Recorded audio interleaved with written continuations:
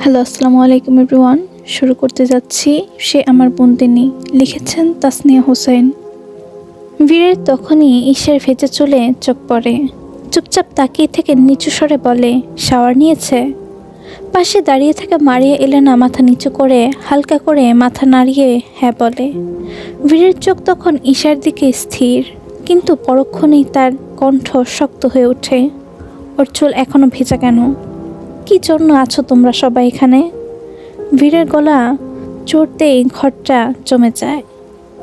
মারিয়া Elena ভয়ে কাপা কণ্ঠে দ্রুত বলে ওঠে, বস, ম্যাম কাউকে কাছে ঘেঁষতে দিচ্ছে না। তিনি সবাইকে ভয় পাচ্ছেন, সবার থেকে দূরে থাকতে চাইছেন। একটু থেমে সে আবার বলে, কেউ কাছে গেলে চিৎকার করেন। ডাক্তার বলেছে ওনাকে হাইপার না করতে, পুরো রেস্টে রাখতে।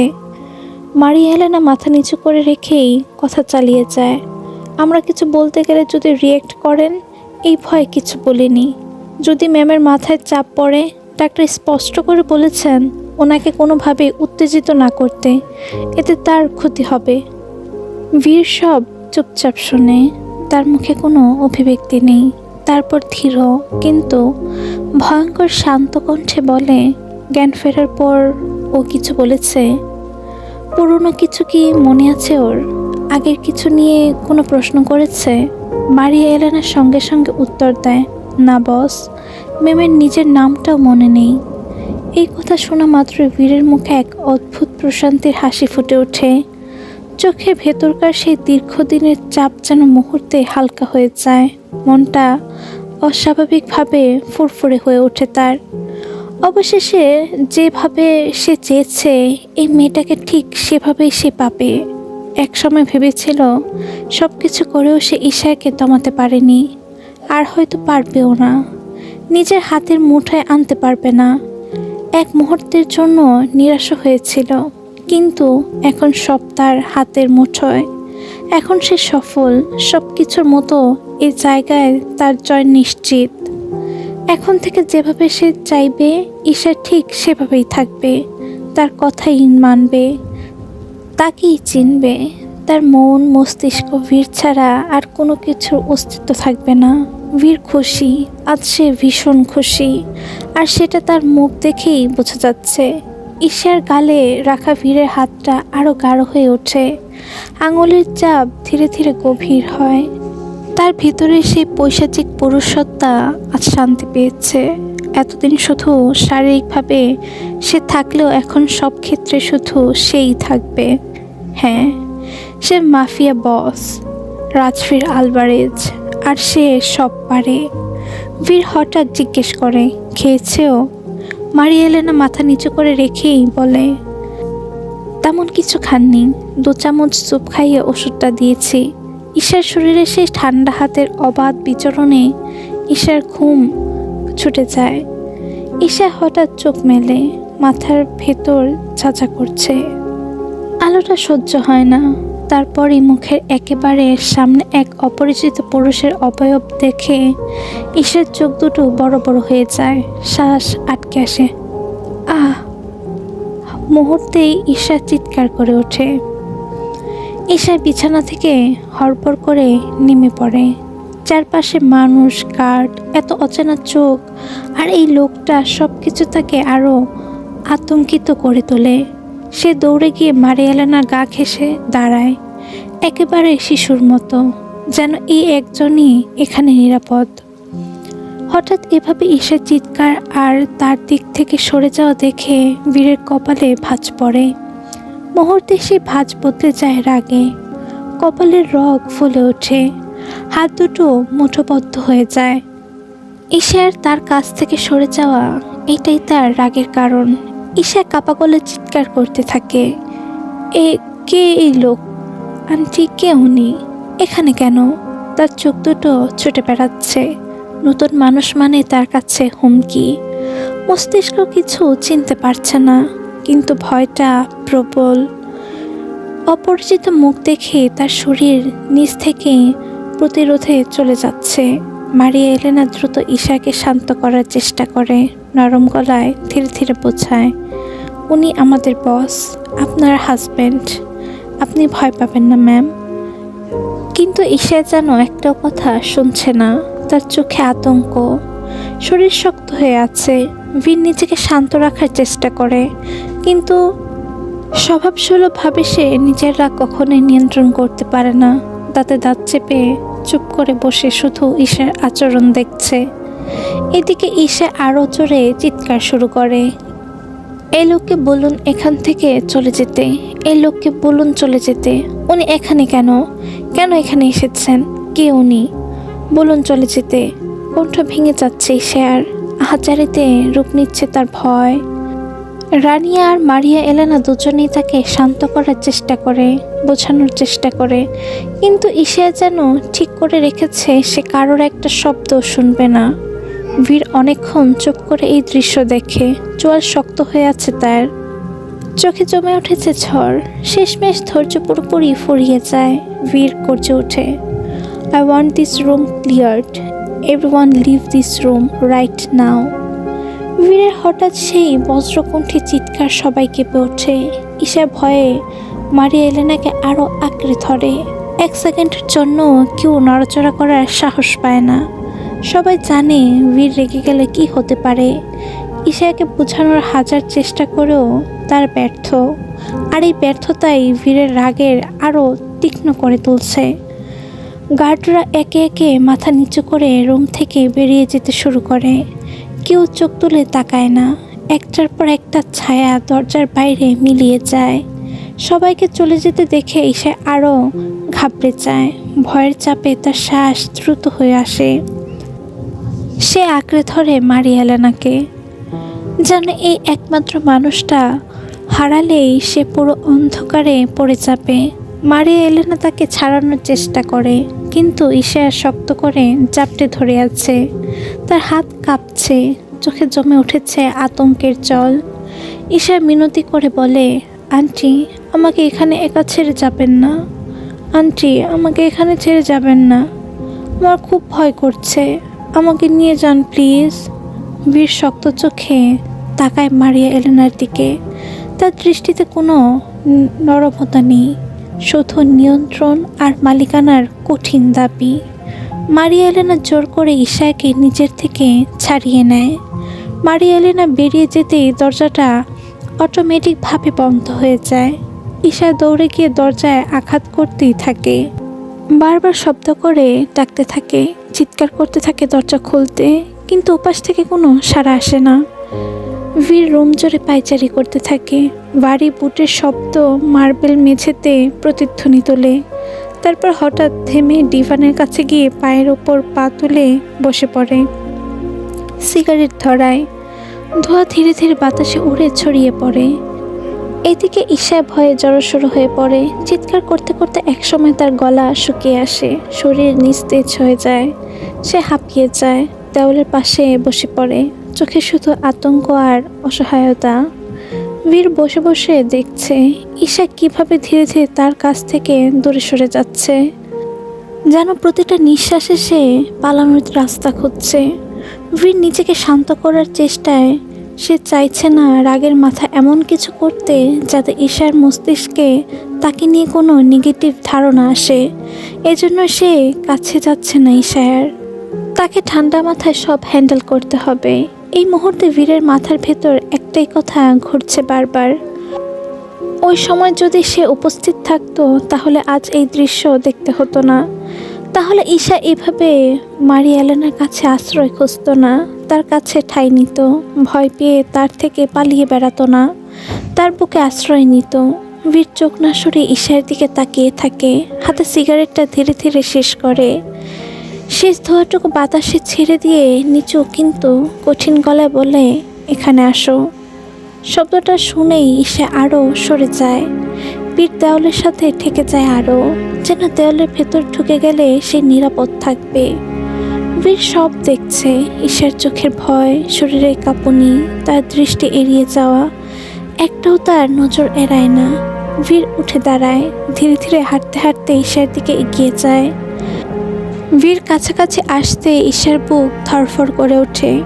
ঈশা দেওয়ালের কোণার সাথে মিশে আছে, হাত বুকের কাছে জড়িয়ে, চোখে ভয়। বীর ঠান্ডা গলায় বলে, কাছে আসো। কণ্ঠে কোনো চিৎকার নেই, কিন্তু আদেশটা এমন যেন দেওয়ালও সেটা অমান্য করতে পারবে না। ঈশার মাথা নাড়ে, না বোঝায়।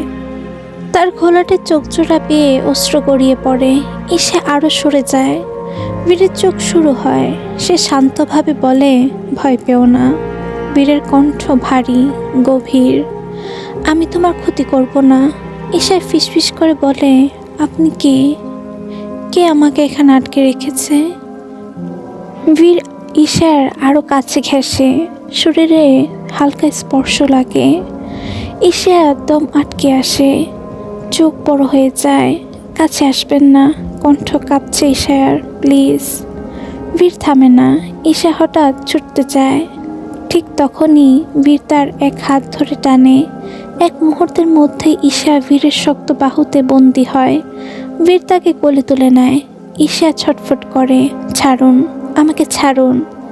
বীর শক্ত গলায় বলে, শান্ত হও। তার কণ্ঠে কোনো রাগ নেই, আছে নিয়ন্ত্রণ। ঈশা হাঁপাচ্ছে, চোখে পানি জমে উঠেছে। বীর নিচু গলায় বলে, দেখো, কেউ তোমার ক্ষতি করবে না। ঈশা কাঁপা কণ্ঠে বলে, তাহলে সবাইকে বের করে দিলেন কেন? বীর এক মুহূর্ত চুপ করে থাকে, তারপর বলে, কারণ তুমি এখন কাউকে বিশ্বাস করতে পারছো না, আর আমি চাই না তুমি ভয় পাও। ঈশা অবিশ্বাসে তাকিয়ে থাকে। আমি আপনাকে বিশ্বাস করি না, সে ফিসফিস করে বলে। বীরের ঠোঁটের কোণে অদ্ভুত একটা হাসি ফুটে ওঠে, নরম না, ভয়ঙ্কর না, একটা নিশ্চিত হাসি। জানি। বীর ধীরে বলে, কিন্তু একদিন করবে। ঈশা কিছু বলে না, শুধু তাকিয়ে থাকে। বীর তার দিকে ঝুঁকে, তার গরম নিঃশ্বাস ঈশার মুখে পড়ে। খুব শান্ত গলায় বলে, কারণ এই দুনিয়ায় আমি তোমার আপন।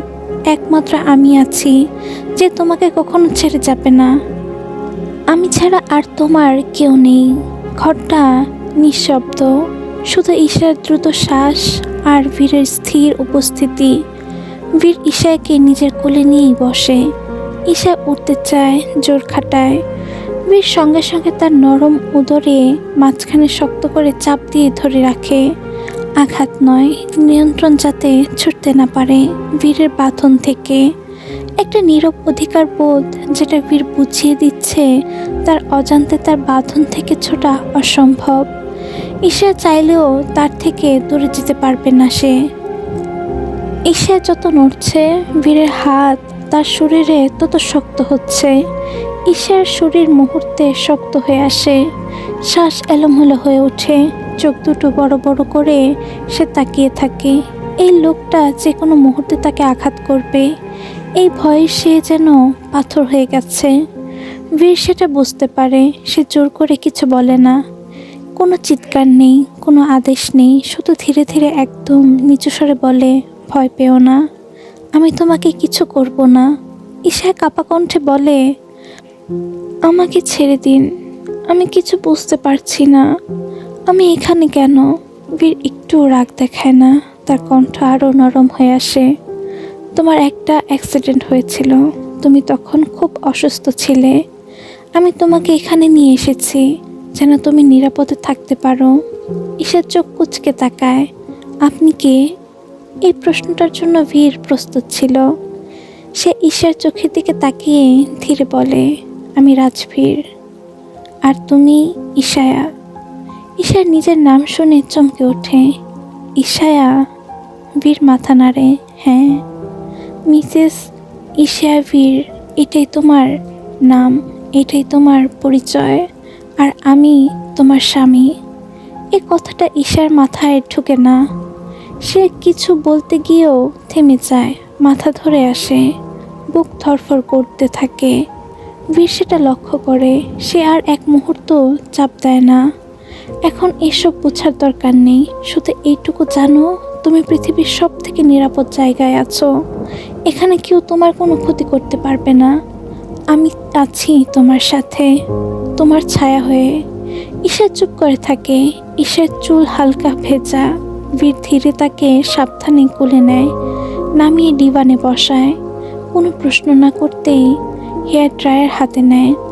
ঈশা বীরের কার্যক্রম দেখছে।